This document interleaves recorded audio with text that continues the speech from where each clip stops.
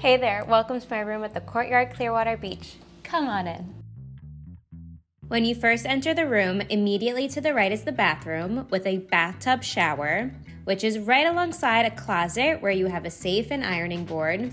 This is one of their suites with 2 double beds and plenty of space. There's a desk with drawer space under a flat screen TV. There's also a mini fridge, microwave, and coffee maker before you reach the door that leads out to your patio space. This room is located on the 4th floor, which is the same floor as the lobby and the pool. The 4th floor is also where you'll find the fully equipped gym with intercoastal views. Of course, the spacious lobby is a great place to lounge and get some work done, but it's also where the bistro is. This is where you can get breakfast and bites in the evening, but I would head down to their newest and latest concept, Flipside Pizza, where you get all the fun and cool vibes of an old school pizza joint with some delicious pizza choices and cocktails. And as a New Yorker and a bit of a pizza snob, this place gets my stamp of approval.